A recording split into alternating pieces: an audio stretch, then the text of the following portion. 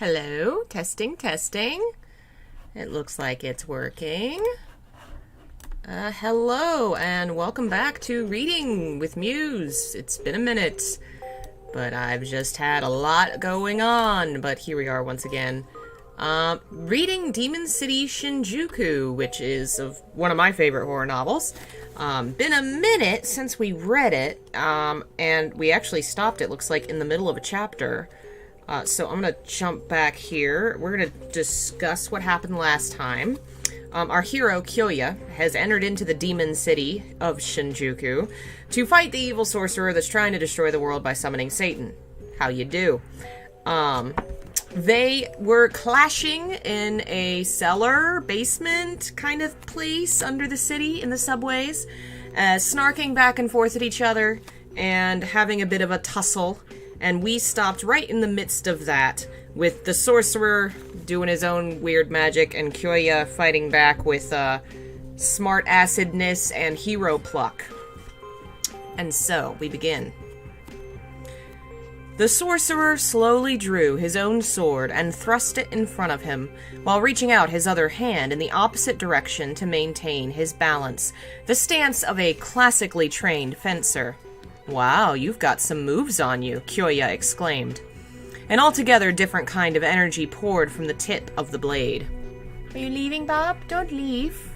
"No, Bob, stay." "Say hi, Bob." Kyoya sensed his body cooling, the sorcerer's figure growing darker and farther away. "Not surprisingly," said the sorcerer, "there is that certain thrill in casting the world into chaos all by oneself." His scornful voice echoed like distant thunder. "This is the Devil's Sword. 7,000 years ago, a blacksmith in ancient Egypt offered it up to the demon realm. Since then, it has removed the heads of tens of thousands, absorbing their blood and becoming the Devil's Sword. The same sword that ended the lives of those corpses. When the malice of the murdered combines with my own magical powers, the wooden sword of yours may as well be a toothpick." Though even as he spoke, the face and hands of the sorcerer glistened with sweat. The nen erupting from the tip of Asura doused him with a numbing cold shower, struggling to contain the might of the Devil's Sword. The sorcerer couldn't help but mutter to himself, "I should expect no less from the son of Genichiro Izayoi. The fact alone that he attempts to take us all on by himself." Wood and steel. The forces of Nen pouring from the two swords were evenly matched. Neither of the two silhouettes moved, each astonished by the power of his opponent. "Ha!" With a wild shout, Kyoya broke the stalemate. He closed the distance between them in a sudden burst, thrusting with lightning speed as he moved forward. The sorcerer barely parried with the Devil's Sword. Wood and steel met, white light and ink-black darkness pouring out of the junction. In the competing manifestations of Asura and the Devil's Sword, the battle between the two psychic warriors took on a physical dimension. Light erasing dark, dark swallowing up light. Retreating in the face of Kyoya's advance, the sorcerer swept the Devil's Sword sideways, meeting Asura with a dull thud. Good clashed with evil, their leveled gazes meeting as their swords crossed, with all their might, the one steeling himself against the other. The sorcerer was the same age as Kyoya's father, so he must be more than 60 years old. He was proving to be amazingly strong, and yet Kyoya slowly pushed him back. The sorcerer had also practiced yoga from a young age, but youth had advantages that age and experience couldn't match. "Look at this, boy." The sorcerer's eyeless eyes. Eyeless eyes. I thought I misread that, but no, that is what it says. The sorcerer's eyeless eyes flashed with crimson fire that would steal the will from any person caught in its line of sight. The spirit-sucking powers of the Hell Eye, ensnaring not only the will of the mind, but the will to live itself, turning an opponent into a temporary invalid. Kyoya didn't budge. The warm nen rising from Asura's hilt permeated his body, turning him into a divine messenger penetrating the darkness. The demon light of the Hell Eye quickly faded, as if staring into the rays of the sun. "Keep it coming, Dad." With a combination of physical strength and personal conviction, he steadily pushed the sorcerer back, delivering the killing blow at an angle with an inescapable quickness as he lurched off balance. And yet... Damn! Kyoya looked up in astonishment. Asura had severed only the black mantle. The sorcerer soared 10 feet above him and came to a halt. The secret art of yoga levitation. The most eminent scientists of the Federation barely comprehended the first thing about the science of anti-gravity flight, and he had made it his own. As Kyoya ground his teeth, the sorcerer looked down on him and laughed. But there was a rather strangled quality to his mirth. Kyoya's attacks had been that furious. The moment its force struck him and he sensed defeat, he'd made ready to run. The move had saved his life. Luck was on your side, boy. You'll have to die another day, or is that all you've got? The thin figure in a black shirt and trousers slipped toward the exits. The door was right before his eyes. Shit! You're not getting away! Came Kyoya's voice, stamping his foot on the ground. A fearsome fighter, but still a child. Casting a last condescending glance, the sorcerer turned around just as Kyoya pushed off that foot into the air. Kyoya's other martial art was Shorin Kenpo, the art that turned his limbs into weapons of self-defense. The flying kick was one such technique. A talented practitioner of Shorin Kenpo could jump almost 5 feet without a running start. Kyoya could clear more than 6.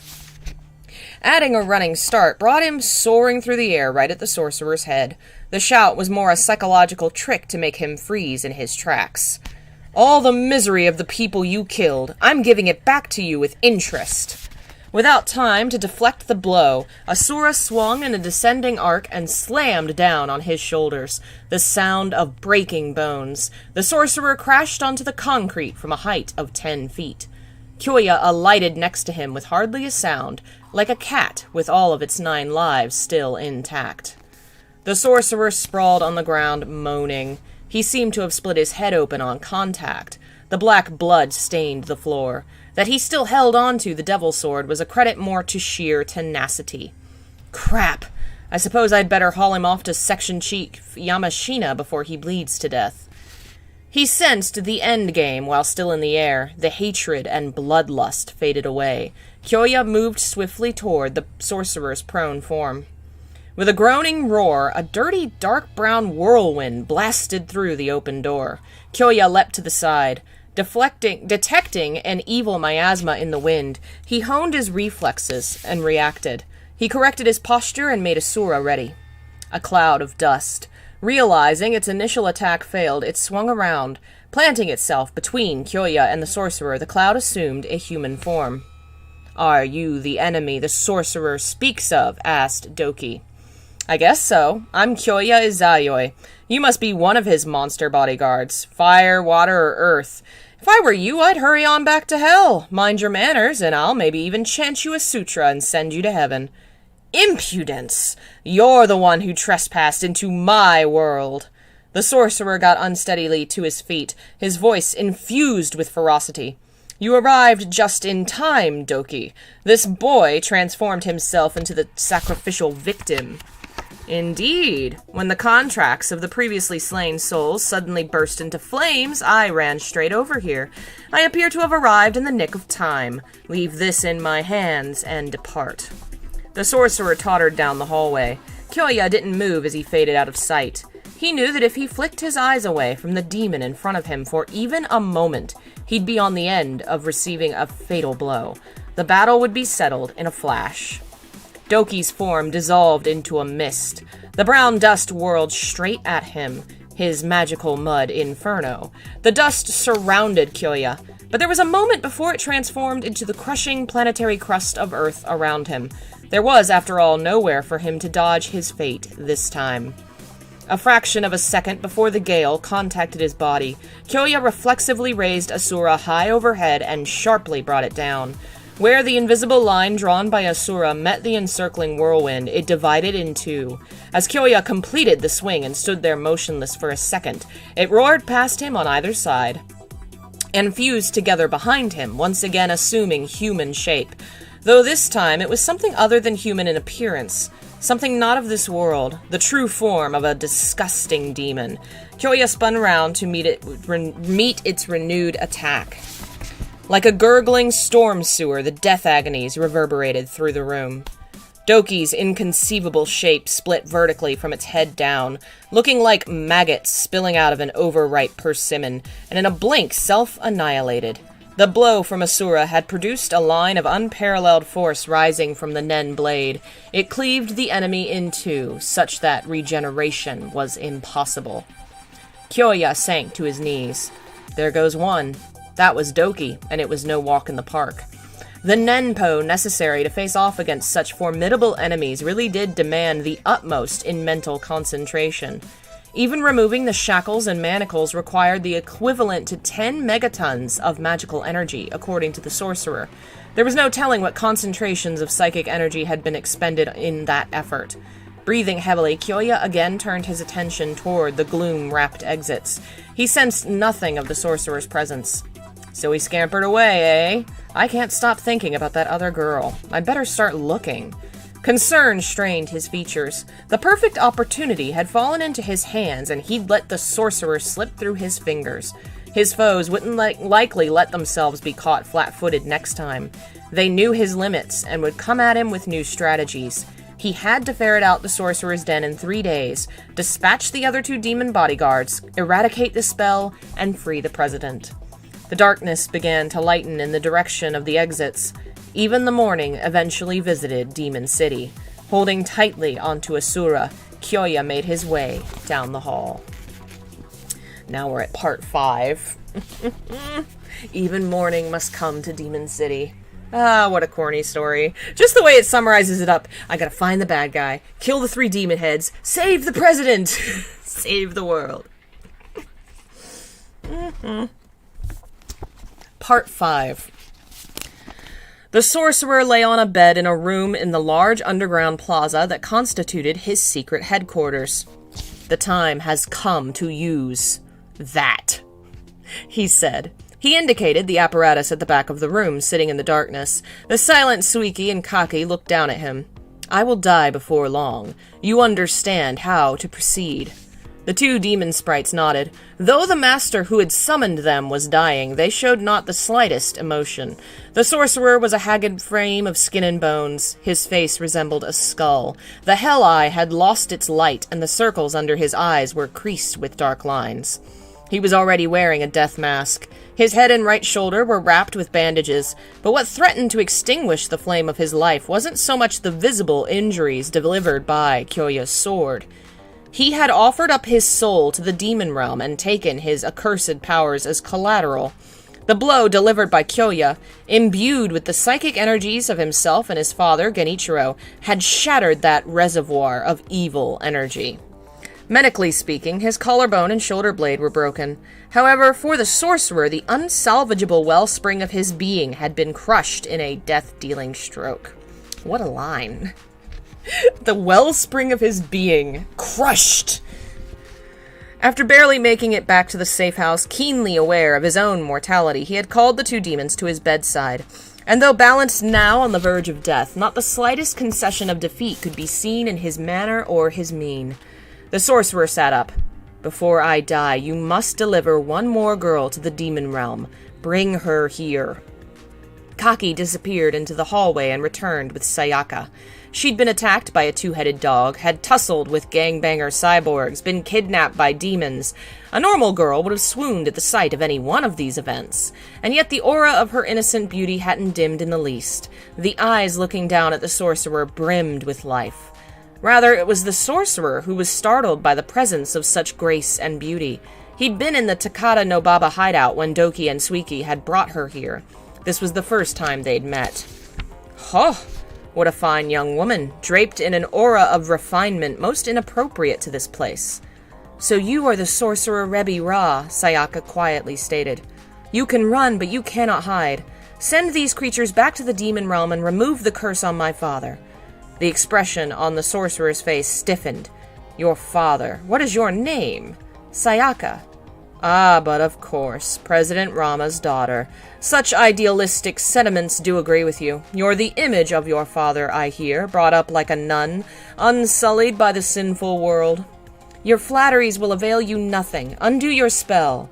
Huh. Make all the scary faces you want. I will die in any case. What? You know him, this boy Kyoya Izayoi.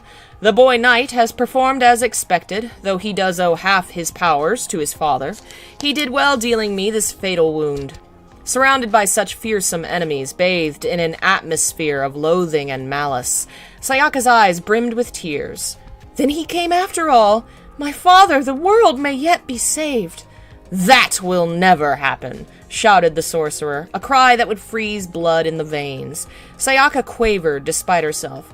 It was clear to her that even hovering on the edge of his own extinction, the sorcerer was fully convinced his plans would eventually triumph. His dour words continued. I will die, but I will return, though it will take me time to walk again. Should that boy ferret us out during that time, the situation could prove dire. The tone of his voice changed. His eyes glided over every line of Sayaka's body. Are you fond of that boy? Your attitude reveals all. But that could prove his Achilles' heel. Why did you come to Shinjuku on your own? You should have left the job to him. Seized by a fearful premonition, Sayaka tried to retreat. The two demons on her right and left grabbed her arms. Please, let go. Don't make things worse for yourself than they already are. She squirmed and shouted, but they weren't about to set her free. Calm down. I'll be sure to arrange a meeting between you and your boyfriend. Do you know where Kyoya-san is now? No. You shall lead us to him. Hello, Julie. And Lobsel. Hello. I do not know where he is. Coming to this city was my own idea. You do not need to know. Your shadow knows. My shadow? A shadow is not a simple two-dimensional representation of the self. The shadow knows you down to your unconscious thoughts. Excuse me for seeking your help in eradicating your lover, but I will have it. Stop this! Let go of me! The sorcerer seized the devil's sword, leaning against the bed, and hurled it at Sayaka's shadow. With a dull thud, the accursed blade sank into the concrete in the vicinity of her throat. The steel shaft quivered back and forth. That was all he did, but Sayaka felt the stab of pain as if the sword had pierced her own flesh. She fainted dead away, the demon sprite still grasping her arms. The sorcerer jerked his chin. The demons nodded and dragged Sayaka a step backwards. He gazed at her feet, his lips twisting in a gruesome smile that communicated an inarticulate emotion somewhere between pain and joy. We can do it. Steal her shadow. The shadow stretched a foot away from Sayaka's feet across the bed and remained entwined around the devil's sword. But isn't she meant for the altar? Asked Kaki. The sorcerer shook his head. No, I have a more important role for her. Eliminating the boy would be difficult, even combined with the strength of all three of us. With all due respect, listen. Half of the power suffusing that wooden sword belongs to his father. Steal the sword, and he is still an untested youngster. Your powers alone would be sufficient to overcome him. We shall proceed as follows. As the two demons held on to Sayaka, with his dying breaths, the sorcerer laid out the details of his plan. When he was done, Suika took Sayaka away. The sorcerer lay back down on the bed. Kaki slowly pushed the bed toward the back of the room. The creaking of the wheels echoed hollowly through the dark world, mingling with his final words, muttered in the unconstrained bitterness and malice of his death throes. You watch, son of Izayoi. I will soon return. With that, his voice and his labored breaths died away. The sorcerer expired. This should have been victory. In that moment in America, the marks of the curse should have vanished from President Rama's neck. The machinations of the demon realm should have come to a standstill. And yet, Kaki betrayed not the slightest sign of consternation. In the gloom ahead appeared the black altar, engraved with strange, mysterious shapes. Racks full of electronic equipment were clustered around it. Kaki parked the bed next to the altar, produced a metal card seemingly out of thin air, and inserted it into the nearby medical computer. The panel lit up and the machine sprang to life. From the surrounding speakers flowed the rhythmic patterns of synthesized speech. The incantations of the demon realm, sounding more like rites for the dead than conjuring up demonic spells. A faint light oozed from the sorcerer's body, rising upward out of the corpse, as if exorcised by the incantations. The soul of the sorcerer in human form. Is this what he meant by return? But there was no calling this soul back into the vessel. Hi, Daniel. Welcome. The human-shaped soul looked at Kaki and grinned. Though it had no eyes, mouth, or nose, the expression was unmistakable. It leapt onto the altar and lay down. At the same time, the incantations ceased. Kaki retreated. Responding to instructions from the computer, several of the electronic devices positioned themselves around the altar. One was equipped with ultrasonic scalpels and suturing lasers. The other consisted of parts, cabinets, and industrial construction robots repurposed for microscale assembly work. Every inch of them, from the scalpels to the assembly arms, from the frames down to the screws, were etched with spells. A surgical procedure combining the powers of magic and electrical engineering would surely commence next. But to what end? And what was the meaning of the confident smile that rose simultaneously to the faces of both the body and the soul? "Breakfast," the maitre d' and owner of the hotel announced gruffly. Without knocking, he opened the door and stepped into the room. He was holding a plastic tray in his hands and had a cheap folded map under his arm. Breakfast meant reconstituted black market MREs that would make a dog think twice. "What was this slop?" Kyoya grumbled, setting the tray on the lumpy hard mattress. "One night for 100 credits and this is how you treat your guests?" He'd crashed at the place the night before after duking it out with the sorcerer. It'd been the only hotel open.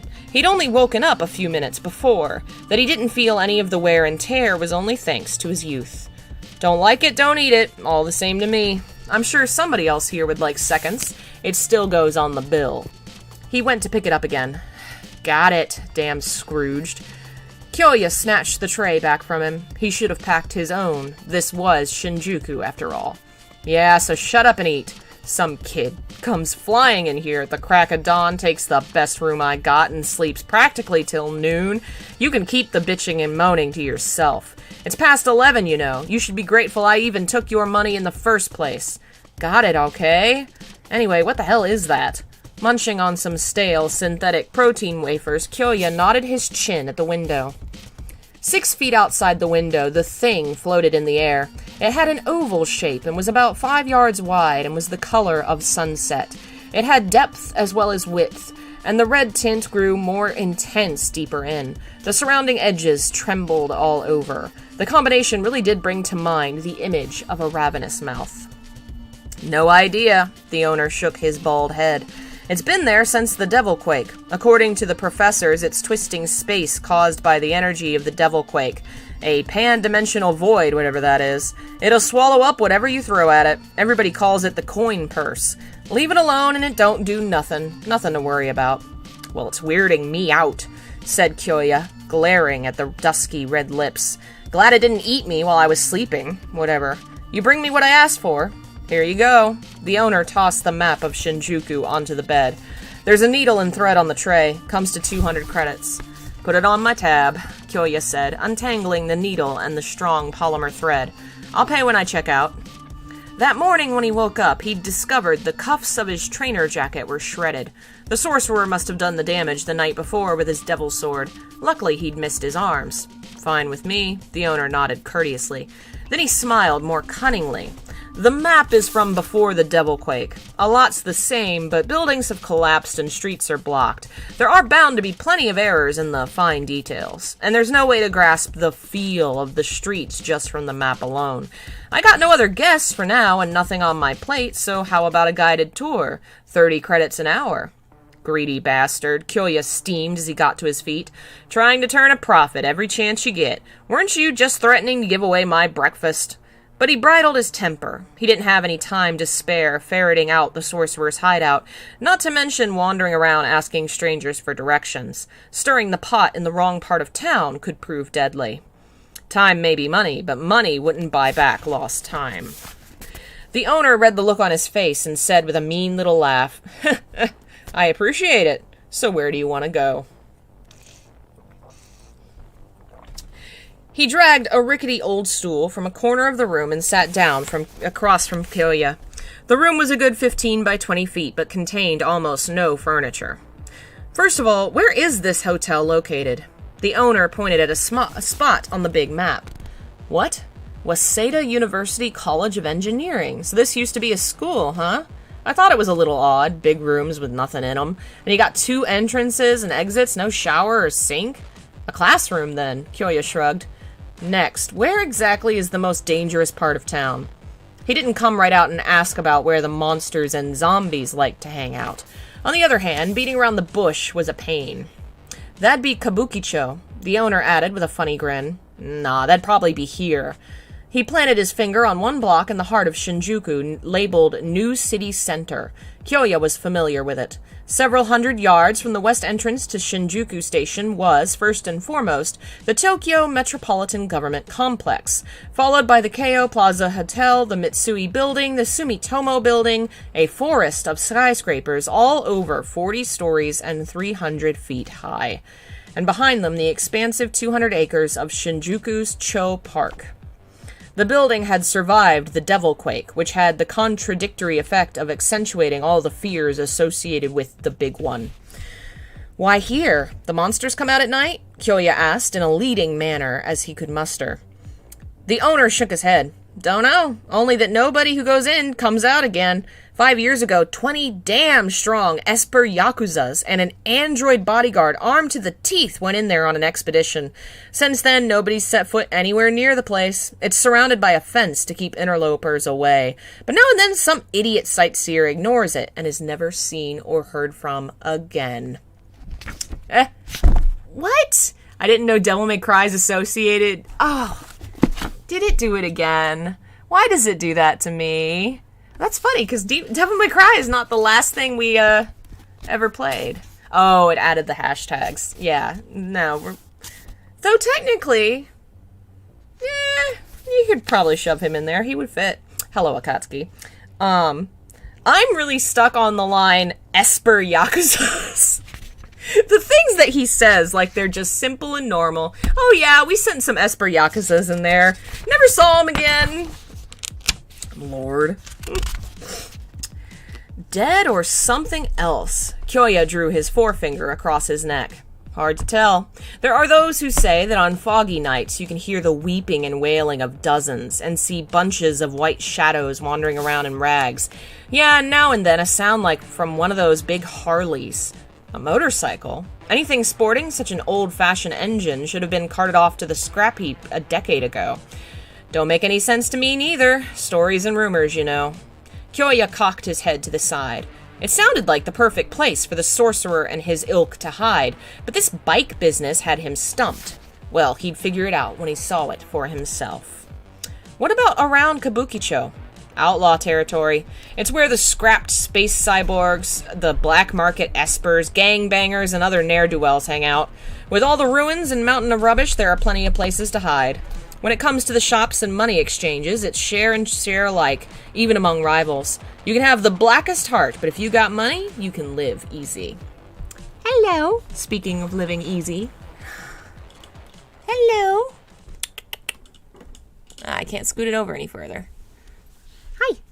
Bonk. And if you don't, then say your goodbyes and boogie on back to the safety zones. The owner traced the red borders of Shinjuku Ward with his fingers. From the Ochiai region to West Waseda, Yamabukicho, here is where the law-abiding types congregate. Roadkill for criminal vultures. Those cyborgs and androids have to keep their nuclear batteries charged. Don't matter much if you got possessed by one of those Martian parasites, you still gotta put food in your mouth. Though lately those in the safety zones have been arming themselves but good, so it's not the easy pickings it used to be. He thought about it for a moment and added, if you're looking for a big score, take a trip to the outside world. You got types here that could trash a commando police armored vehicle with one hand, that could pass through the vault walls of the Bank of Tokyo using osmosis, could turn themselves into the character in a painting and steal into any art museum. Tricks like that are a piece of cake to them. Could start a small war if they all freaked out together. Is it true there are Poles out there thinking of arming the opposite sides with tactical newts, that whole mutually assured destruction thing? Kyoya shrugged in a way that said he didn't know. He had expected as much. A city where folks like them prowled the streets was a good excuse to be somewhere else. But he had to venture forth. Now it's bothering me that we're crooked. But I want to see Gandhi. There we go. There, that's better. Now we're not as crooked. Not that I was ever very straight, so it works.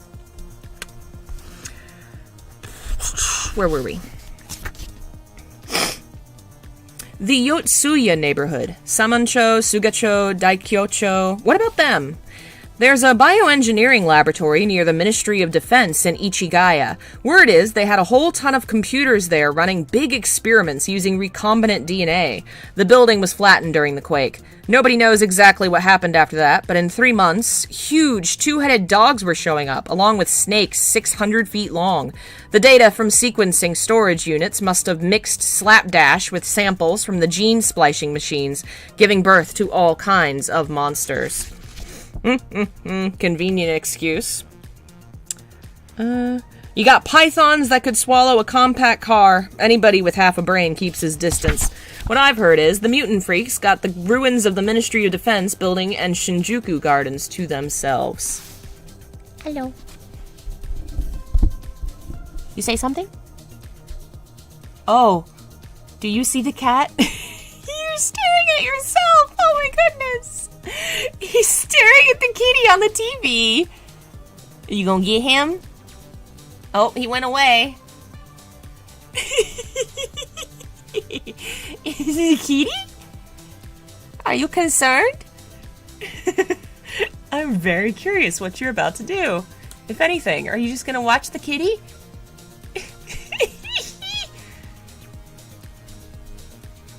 Really, do something. Come on. You just gonna stare? That's boring. He's boring, Andy. That's so funny. Bob's done that before. I've never seen Gandalf do it. Condos for monsters, eh? That's Shinjuku for you. Kyoya scratched his head. The options at this juncture were entirely unclear. As strange as New City Center and Kabukicho sounded, it seemed like pretty much anywhere else in the city could boast the same.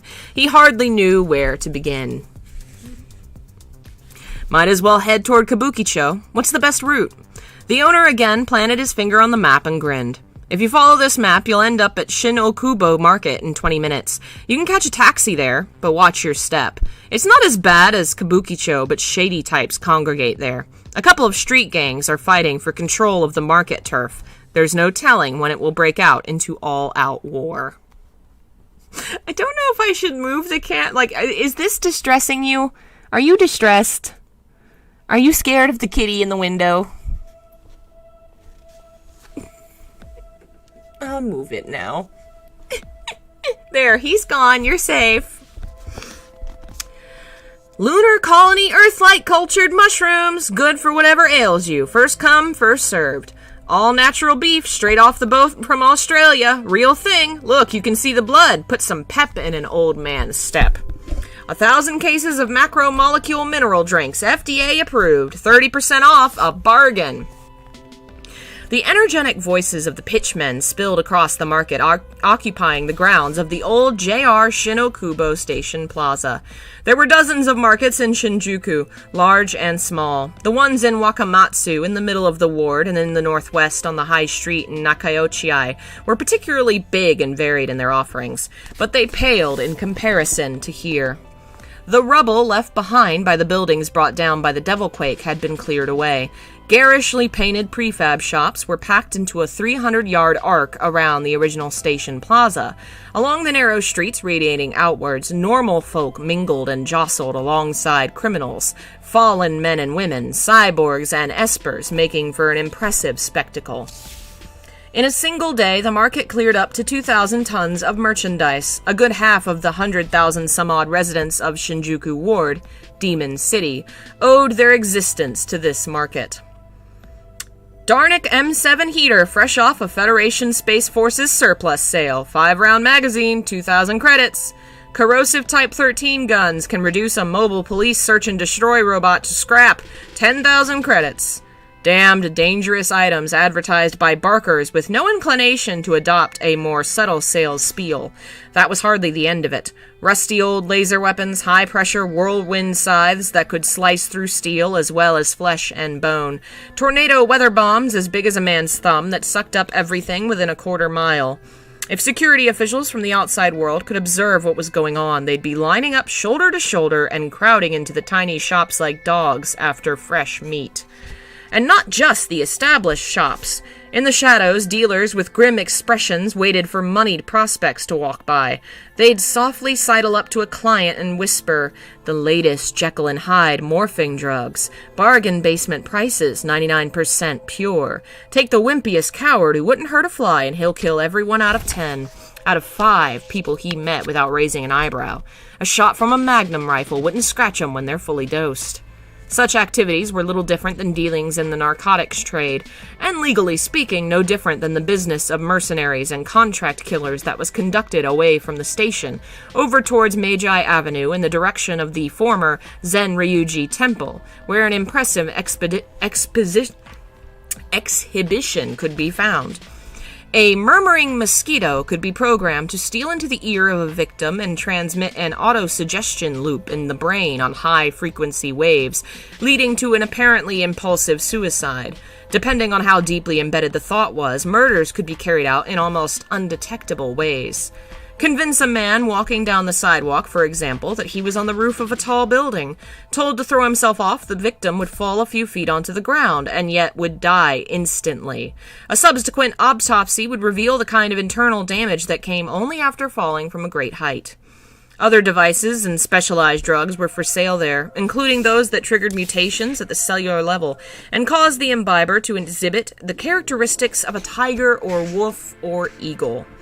Coat the walls of a room or home with inorganic appetite accelerator paint, and the building would literally consume its inhabitants. Stab a victim with a time delay knife, and the effects would not manifest themselves until several hours later. While buyers and sellers conversed conspiratorially together, the loud hustle and bustle on the street went on uninterrupted. A few stalls over, someone shouted "thief." Guns were grabbed, laser light flashed, and a snatch-and-grab cyborg burst into flames. A hearse showed up a few minutes later, seized the still smoldering corpse with a remote control arm, and hauled it off to a special-purpose crematorium. The briefly interrupted flow of human traffic went back to normal as if nothing had happened. Perhaps this one street symbolized the nature of Demon City better than any other. Let's see how far we've got to go here. We might make it. Sayaka Rama headed down a street like that one, away from the station and towards Meiji Avenue, around the time Kyoya woke up. As the demon sprites were not accompanying her, it might seem at first that she'd escaped. But no. Her pretty face was devoid of human emotion as a doll. She walked in a similarly stiff manner. A passerby who glanced down at her feet would surely look twice and run away. For the slender shadow falling on the ground was not actually connected to her. It was walking along by itself a good feet behind her. When Sayaka stumbled, so did the shadow, but it quickly found its footing and kept on going, and Sayaka herself straightened in a peculiar manner, as if yanked to her feet by invisible strings, walking along in fits and starts like a toy soldier. The shadow controlled the body that cast it. Shadowmancy, it was called. "Hold on a second, little lady." In another 20 yards, the street intersected with Meiji Avenue. A number of silhouettes stood in her way, blocking the path. One of them was considerably more massive than the rest, wearing silvery Space Force combat fatigues, filling every spare inch of it. A woman. Yoshiko Kokonoi, boss of the Hippopotamus Group, one of the gangs aiming for control of the street markets. She had a puffy face like a muffin, slathered with rouge, though it looked more like paint splashed across the side of a barn. Narrow eyes, a mouth bent in a frown, and a bent disposition to match. Her heft and girth notwithstanding, it was said she preferred a good fight and a side helping of torture over any meal. She was the kind of creature mothers warned their children about when they disobeyed. Certainly no child would venture within screaming distance of her. This woman might well symbolize Demon City's criminal element better than any other. Sensing Sayaka was the polar opposite of everything she represented, she went out of her way to pick a fight with her.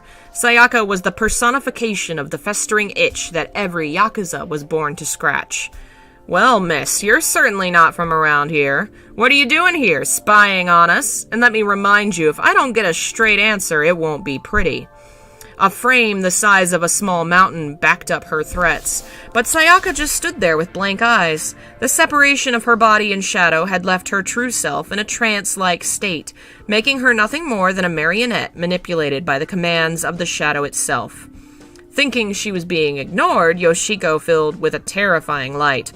"Oh, a plain Jane like me isn't worth talking to, eh? God gives girl a nice-looking face, and suddenly she's too good for the rest of us? Maybe I'd like a piece of that face, too." They whisked Sayaka away to a large room in the ruins. Shipping containers and heaps of cardboard boxes were piled up on the concrete floor. 10 yards further on, water pipes and faucets poked haphazardly out of the floor. It had once been part of a distribution warehouse. "Bitch," Yoshiko barked, and went to smack Sayaka across the face. With 200 pounds of weight behind it, the blow would have sent a normal man flying and broken his jaw to boot. I guess a 200-pound woman in Japan, where people tend to be smaller, might be seen as enormous and huge, but I'm just now realizing he's describing this woman like she is a literal brick shithouse, and I'm 200 pounds. I guess that means... Okay. It's so funny what people think is big. Sayaka pivoted her lithe body out of the way, and the big mass of fat crashed off balance to the ground. The difference in speed and agility between them was like a hippo charging a doe.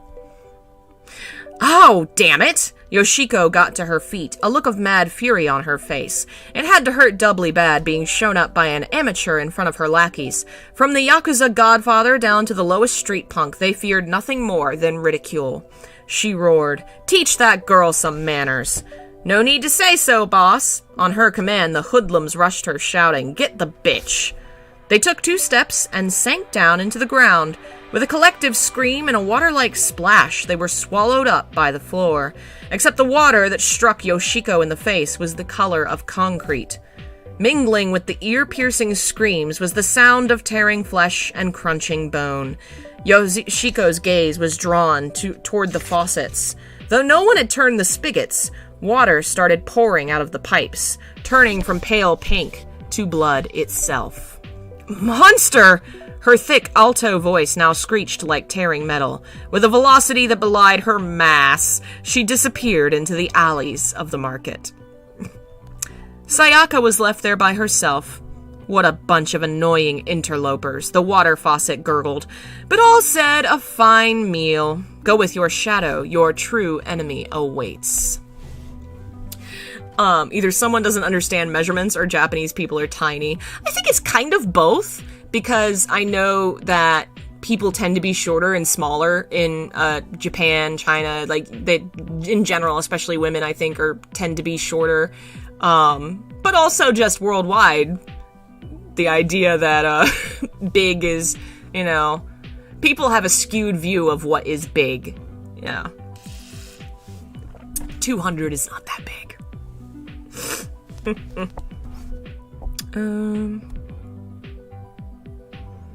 10 minutes later, Sayaka stood beneath a neon sign that read Waseda Hotel. Here. The ground beneath her feet wavered like a low-lying mist. The demon's voice wafted up. "Go in. You remember the plan?" Led by her shadow, Sayaka entered the hotel, the former Waseda University Department of Science and Engineering. It was the only wing of the school that remained. The rest had been reduced to towering piles of steel and concrete scattered here and there on the expansive campus. The first floor was the lobby. Immediately to the left, the owner leaned back in a chair behind the crudely constructed counter, snoring. The shadow proceeded to the second floor. It stopped in a corner of the hallway in front of Kyoya's room. The voice again came at her feet. "I'll take this for now. It may come in useful at some point." A pale hand reached up from the floor and took hold of the edge of the shadow, and in a blink, rolling it up like a sheet of paper, and then sucked back into the floor. Making sure it was gone, Sayaka knocked on the door. "It's open." In reaction to Kyoya's voice, her expression didn't change in the slightest. She pushed open the door.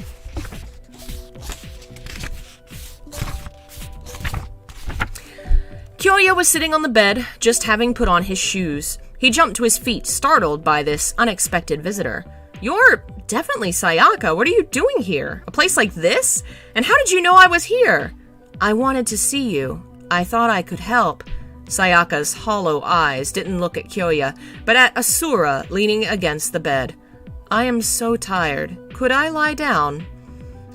Sure. Come over here." Not waiting for Kyoya to answer, Sayaka approached the bed and grabbed Asura. Her whole body was pierced as if by a red-hot blade. Then she screamed as the psychic power stored in the sword struck hard at the demon spirit possessing her. But before collapsing to the floor, Sayaka managed to muster enough strength to hurl Asura toward the nearby window. With the sound of shattering glass, the squirming, pan-dimensional lips of the weird creature floating in the air swallowed it up. "What are you doing?"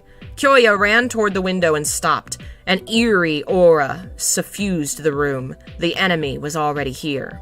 They'd used Sayaka to steal Asura and then kill Kyoya. This was the sorcerer's plan. He hadn't planned on Sayaka fainting as well, but Asura getting sucked into another dimension proved an equally happy accident. Sayaka-san was the trap. Kyoya suppressed the rising tide of frustration and indignation and cast his senses around the room. But what to do now? He didn't have time to think it through. The miasma filled the room. He raced over to Sayaka and scooped her up in his arms. The jostling soon wakened her. Perhaps because of the shock from Asura had released her from the Shadowmancy's hypnotic trance, her eyes were clear and lucid. Kyoya-san, what am I doing here?" "I'd like to ask you the same thing, considering the stunt you just pulled." Sayaka's face clouded over. Her memories from before the Shadowmancy were coming back. "The sorcerer cast a spell on me. What did I do?" "Nothing to me personally," Kyoya said with a smile and a wink. "Don't worry about it." Taking her to task at this point would do little good. "What are you doing?" the startled Sayaka asked. He abruptly crouched and drew a circle around them with his forefinger. "What's happening?" "I don't know. Something crawled under my feet, but no magical powers should be able to cross inside the circle." Kyoya's eyes shone with a fierce light. "Looks like I was right." Sayaka followed Kyoya's gaze and exclaimed in surprise. The bed, the sheets and mattress turned transparent like jellyfish. The sheets tossed like waves of the sea. The frame of the bed bobbed and twisted and started to dissolve. Not only the bed, the chair lost its form and was sinking into the undulating floor. The window and curtain grew muddy and fused like warm taffy with the concrete wall. The entire room was melting away.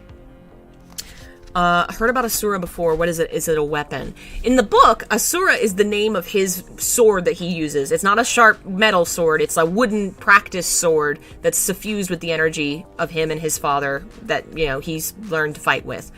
The girl came in and grabbed it and managed to throw it into this rip in the time-space continuum that just so happened to be on the room of his hotel room because this is Shinjuku, and you can be in a hotel room that has a hole in space-time.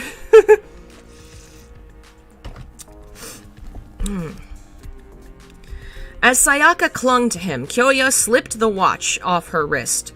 The floors and walls are a loss, but what about this? He threw the watch upwards. With a plopping sound, it sank into the ceiling. The splash burst up toward the floor and fell back to the ceiling, the ripples spreading outwards. So it's reached the ceiling, too. Not just the molecular composition, but gravity. That's one hell of a monster. By then, except for the round section they were perched on, the rest of the room had turned into an ocean. The bed was sinking halfway through the floor. Squinting, Sayaka could see slender shadows flitting through the depths of the dark blue floor. "Those are fish!" Sayaka said in a muffled voice. "Demon City fish. Who knows what's going to show up next?" As if answering Kyoya, low laughter came from the other side of the room. "Exactly. I thought I'd show off my pets." The voice hadn't died away before the surface of the sea welled up 6 feet in front of them. Breaking out of the cresting wave, a giant fish leapt through the air, silvery scales flashing in the light. With one bloodshot eye and spear-like fangs sprouting from its purple triangular mouth, It streaked over their heads like a 15-foot torpedo, barely missing as they ducked down, and landed in the water of the opposite wall. A column of water rose up, parallel to the floor, as the floor beneath their feet rocked like a small boat in a stormy ocean. At this rate, I'm gonna get seasick before I get eaten, Kyoya grumbled in an exasperated voice. As she clung to him, her eyes drawn to the source of the outburst, Sayaka smiled. This girl, too, had nerves of steel that seemed utterly foreign to her countenance. Kyoya grinned broadly. "What are you smiling about?" came the demon's voice. "You killed Doki and the sorcerer, but was that due to your own strength?" "What? The sorcerer's dead?" Kyoya forgot about the sea-tossed floor beneath his feet and stood up. "So the president's recovered?" "Never," laughed the demon. "You merely killed the sorcerer. You did not annihilate him. The curse shall not be undone so long as his soul remains intact." "What's this guy blabbing about? Think I'm gonna let this pissy little liar yank my chain? Go to hell where you belong. If you want to know the truth, come to our lair and you will soon discover for yourself. But you won't be getting out of here alive. You saw it yourself, my creature from the deep. Surrender to me or end up in its bowels. You had better prepare yourself." "Well, I've decided that's a big note of both." "What are you saying?" Kyoya shot back. "I'm saying you talk awful big for somebody afraid to show his face. Prepare myself for what? A miserable coward of a demon like you? When word gets out in the demon realm, you'll be too embarrassed to show that lick-spittle face of yours in public. Come on, you and me, mano a mano. If you have the guts, don't you think it's about time you pulled your own weight without running to Papa?" A long silence filled Kyoya's trash-talking. Followed, not filled. Oh, man, I can't read. And then the answer, shaking with white-hot anger. "You do have a mouth on you, boy. You'll eat those words before I draw and quarter you." The shrouded face arose from the surface of the sea, followed by the body clothed in a monk's habit. "My name is Suiki. You wanted to face me? I am here. Now what are you going to do about it?" "What am I going to do about it?" Kyoya shrugged, and Sayaka laughed.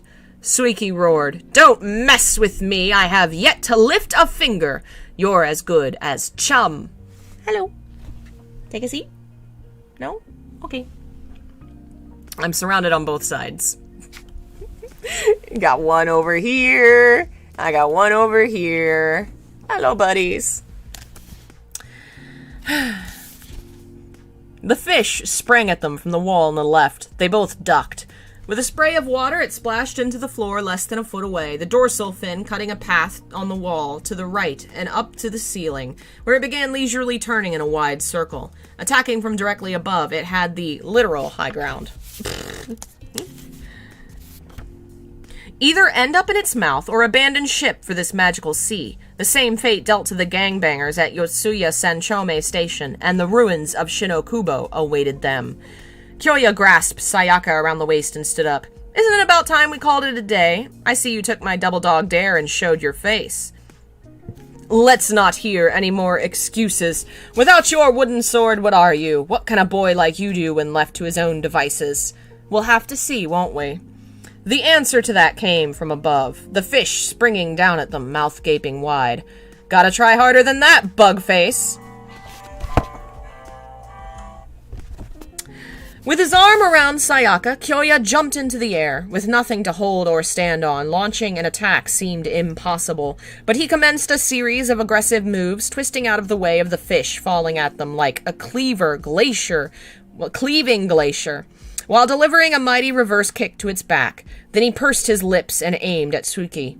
A flash of silver, a long tail trailing behind, plunged deep into Suiki's hood. With a tortured scream, Suiki bent backwards, clapping a hand over one eye. That's some needlework, Nenpo for you. The needle and thread Kyoya had gotten from the hotel owner smashed into the demon's eye. Kyoya had learned this needle-splitting technique from his father. The two alighted on the original section of floor. The fish, its back crushed, disappeared midair. Even losing Asura, Kyoya possessed the psychic powers necessary to destroy these demonic underlings. Son of a bitch! Suiki flailed about on the surface of the sea. Spawned perhaps by the bitter dregs of his magical powers, a fierce whirlwind spun out of nowhere. The gale caught up the piece of floor Kyoya and Sayaka were standing on, sending it fluttering to and fro like a leaf caught in a rough surf. From the floor, that was now a sea, to the walls and up to the ceiling. Seeing floor above his head, even Kyoya felt a cold chill down his spine. It was a bright afternoon fall day, only this room was racked by the surging dark waves of a magical sea. "He's changing!" cried Sayaka, pointing down at Suiki. His true form. Suiki's appearance no longer conformed to a human shape. The shroud and habit fell away, revealing a thick, writhing bundle of wet white tentacles rising from the floor. At first, there seemed to be dozens of strands, but soon there were hundreds, multiplying in wave after seething wave. Deep within the dense forest of tentacles, the one crazed eye flashed with hatred and loathing as it fixed Kyoya in its gaze. "Don't run away. I will reduce you and this whole house to driftwood. Don't make promises you can't keep, jerkwad." Kyoya once again wrapped his arm around Sayaka's waist. He shifted their little round boat around like a surfboard and approached the window. Drenched in the froth from the floor to ceiling, he said with a jerk of his chin, "This is our only hope." Sayaka looked in the direction and her face brightened. Obscured by the crashing waves, it was hard to make out, but there was a break in the vertical line of water. Sunlight poured through the break. These were the remaining shards of glass in the window Sayaka had thrown Asura through. No matter how strong, monsters can be wounded. Otherwise, he would have drawn us in his grasp by now. We can escape on the strength of my nen alone, together, now. Yes. The round piece of floor came alongside the break in the wall. They jumped like a pair of divers and plunged headfirst through the soaring seas. A brief shock of cold, and a moment later they were flying through sunlit space beneath a golden sun. They flipped over and around and landed on the hard earth. Thanks to their training in Shorin Kenpo and Aikido, they landed without suffering the full impact of the fall. Kyoya helped Sayaka to her feet. "I don't think he'll be coming after us right away, not with a wound like that. But there's another of them out there, and he could be just around the corner for all we know. We'd better find some cover." He glanced back at the hotel. "Holy cow!" he exclaimed. Wow. In this case, perhaps it wasn't entirely appropriate to be impressed by the sight, but it was a staggering spectacle.